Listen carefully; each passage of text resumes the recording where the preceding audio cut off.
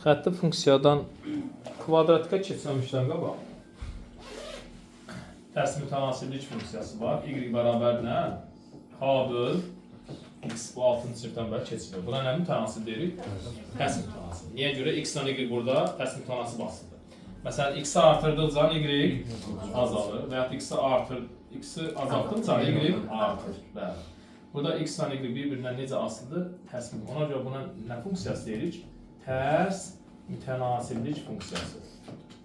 Tərs mütənasib funksiya deyirik. Buradakı k bayaqki k-nın eyni deyil. Burada k bucaq əmsal deyil. K burada nədir? Sabit bir ədəddir. Hər hansı bir ədəddir. Məsələn 5, 10, 100, mənfi neçə fərq eləmir. Bu funksiyanın qrafikinə nə deyəcək? Hiperbola. Nə? Qrafiki hiperbola. Bu qrafikini özümüz də qura bilərik. Qiymətlər verməklə də x-a, y-ə qiymət verib qrafik qura bilərik. Yəni k-ya da müəyyən ədəd verib qrafik qura bilərik. Məsələn, deyirəm y bərabərdir 10 böl x. Yəni x-a qiymət ver, y-nin də qiymətlərini tap, absis koordinat sisteminə qeyd edib qrafikini qura bilərsən. Yəni. İndi bunun qrafiki necə alınır uşaqlar? Bunun qrafiki belə ola bilər. Hansı rüblərdə yerləşir? 1 nə? Bu ordinat oxumuz, bu da absis oxumuz. Burada bu hansı qrafikdir? K-nın sıfırdan böyük olduğu qrafik. Hansı haldır? K-nın sıfırdan böyük olduğu haldır. Bunları balaca çəkib, ikisini yanaşı çəkib. Bir belə çəkək. Bir də burada işte yerləşsin bura. Bir bu qrafik. Bu hansı halın qrafik oldu?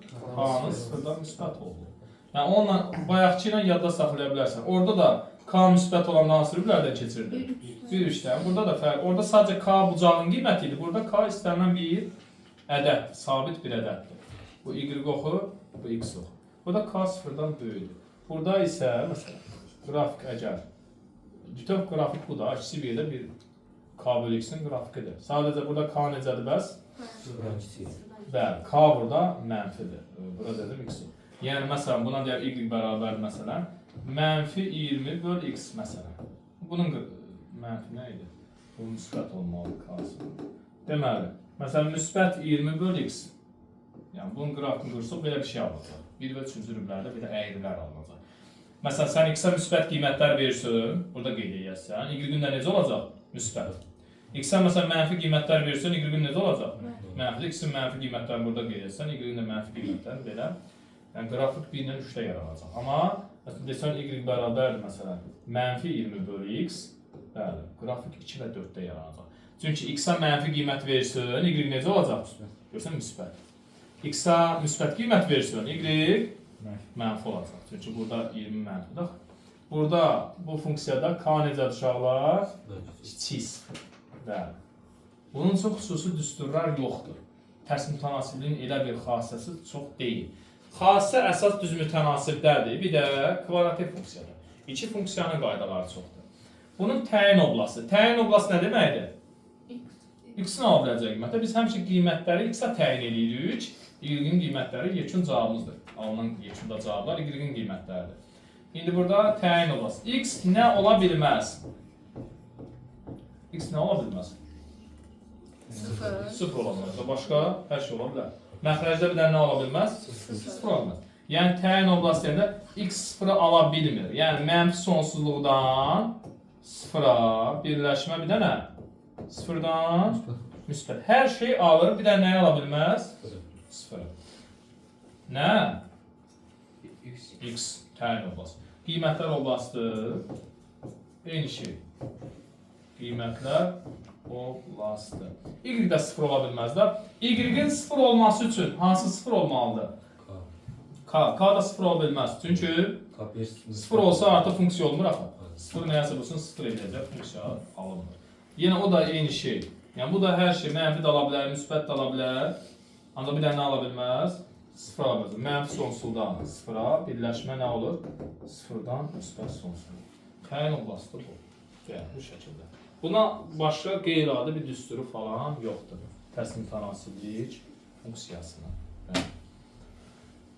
Sonra Keçirik deməli kvadratik funksiyaya. Kvadratik funksiya. Çox oldu yoxsa soruda nə? Deməli, gəldik kvadratik funksiyaya. Funksiyanın demək olar ki, özəylərindən birində bir xətti funksiya, bir də indi yazacağımız kvadratik funksiya. Biz bunun təhlilini keçmişik, uşaqlar. Bəli, kvadratik funksiya. Təhlili necədir bunun? Bunun təhlili necədir? Kvadrat təhlili necə olur? AX topla BX. AX nədir? AX kvadrat topla BX topla şeydə kvadrat təhlilidir. Həmin şeyin funksiyasına baxılır da y bərabərdir AX kvadratı topla BX topla C. Təhlildə deyir bərabərdir 0. Burada y bərabər deyir də. Funksiyamız bax budur. Kvadratik funksiyamızın formulu deyəndə, düsturu deyəndə bunu deyirsiniz. Yaxşı fərq. AX topla B yox. AX kvadrat topla BX topla C. Bəli. Bunun qrafikinin adı nədir? Parabola. Nə? Parabola. Bəli. Qrafiki parabola adlanır. Parabola adlanır. U hərfi kimi də yəqin yada saldınız. U hərfi kimi. Yuxarı gedə bilər, bir də aşağı gedə bilər. Məsələn, burada bir parabola çəkirik. Belə. Bax ki, bu əyri. Bu əyri nədir? Bunun adı nədir? Paraboladır. Bəli. Qollar hara gedir? Yuxarı. Yuxarı gedirsə, Müsbət. A-sı necədir? Müsbət. Bəli. Deməli, parabolanın qolları yuxarı gedirsə, bəli, parabolanın qolları yuxarı olarsa,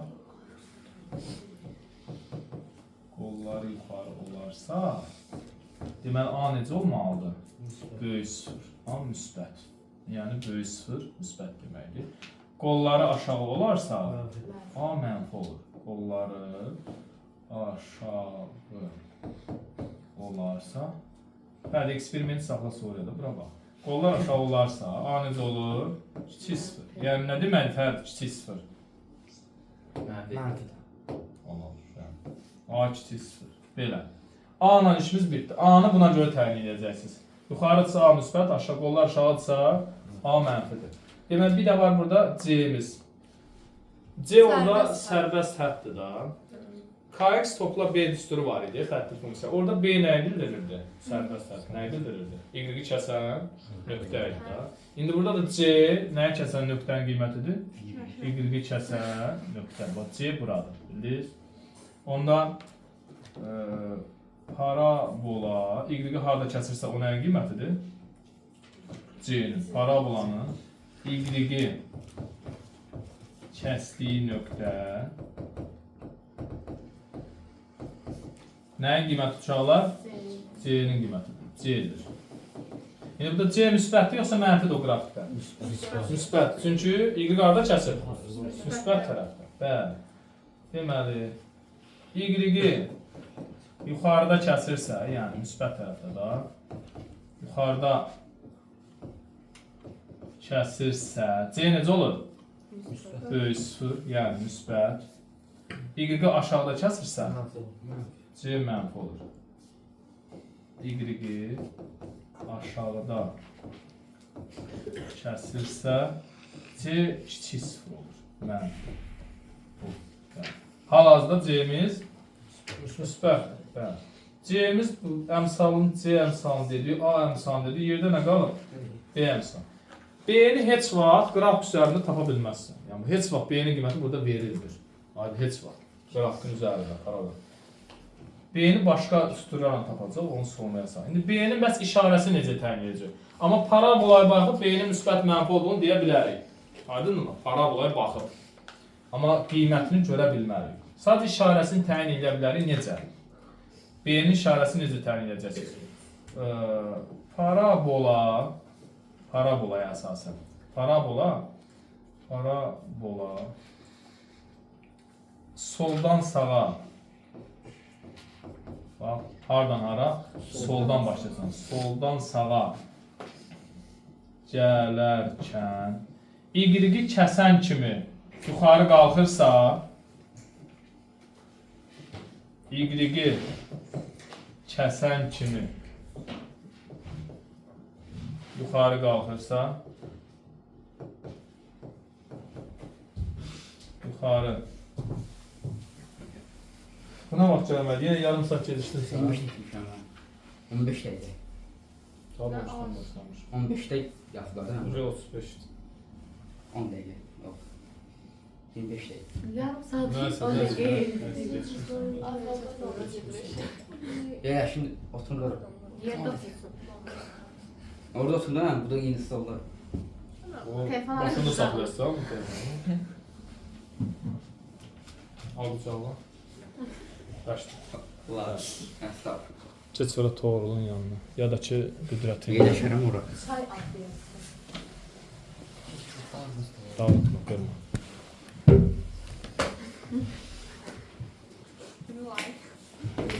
Hə. Yaxşı. Deməli uşaqlar, parabola belədir. Soldan sağa nə deməkdir? Ən sol ucundan başlayarsan, gələrsən hara?